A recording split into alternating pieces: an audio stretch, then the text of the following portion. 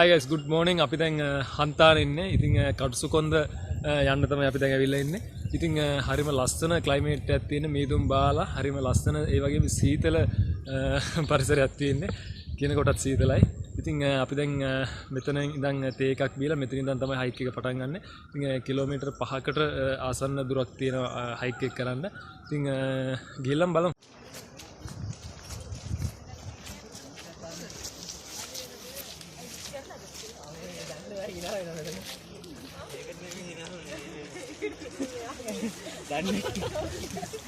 හිනාවුනේ දන්නේ නේද?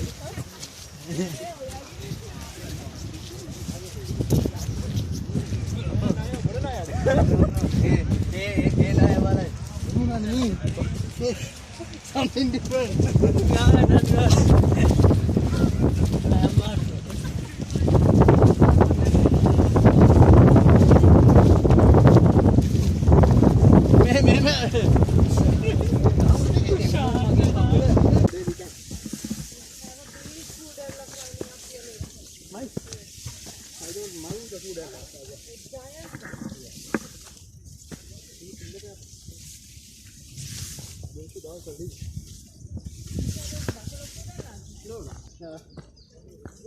Not the dangerous type. Are lines tunak tiyenne ode you have three stripes on the back, so that's a different variety than the normal plain color one.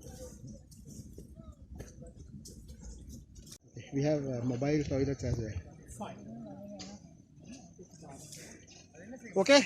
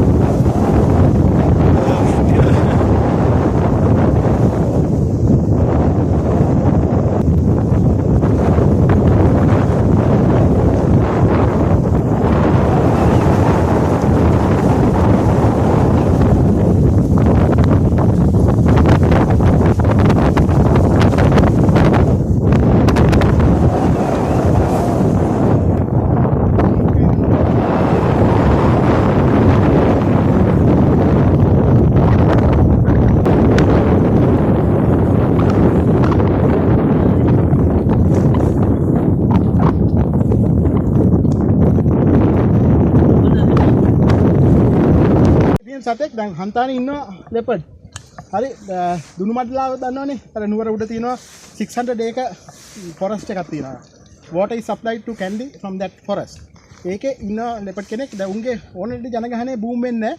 දැන් පිටරටවල වගේ hunting seasons declare කරන්න ඕනේ ජනගහන පාලනයට. මොකද මේගොල්ලන් මරා කන විලෝපිතයෝ නැහැ. අර predators ලා නැහැ. ඒ වුණාට උන්ගේ ජනගහනේ අතීත කාලේ ඉඳන් තිබිලා ලංකාවට ආවෙනික සතෙක් වෙලත් පාලනය වෙලා තියෙනවා. උන්ගේ පිරිමි සතෙකුගේ පාලනය වෙලා තියෙන ඒරියා එක වර්ග කිලෝමීටර් 12ක ඒරියා එක තමයි පිරිමි සතෙක් ඉන්නේ. Within that area you can have up to 3 females. ගෑනු සතු 3 දෙනෙක් ඉන්න පුළුවන්. ඒ ගෑනු සතාට සීමාවක් තියෙනවා. වෙන ගෑනු සතෙක් අර ගෑනු සතාගේ සීමාවට එන්නේ නැහැ. වර්ග කිලෝමීටර් 4ක ඒරියා එක. එතකොට දැන් පැටව හැදුනොත් පැටව ලොකු වෙනකොට අතේ කූඩේ ඌ ගිහිල්ලා මේ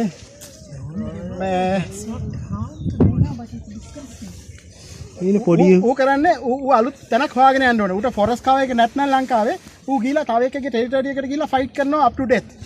ශක්තිමත් එකයි ඉතුරු වෙනවා. එතකොට ජාන හොඳ ශක්තිමත් ජාන ඉතුරු වෙන්නේ.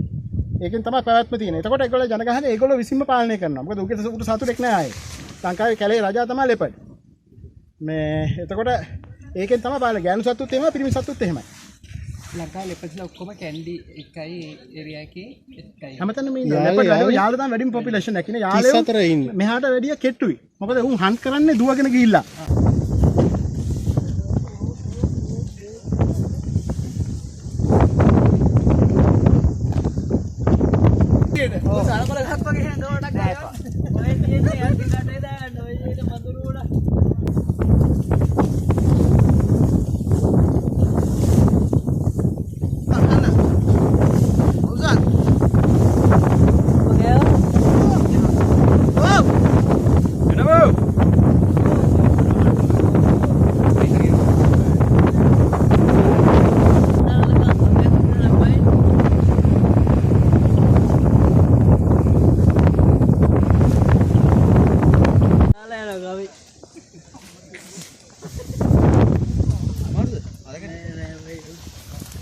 Oho, jali ya?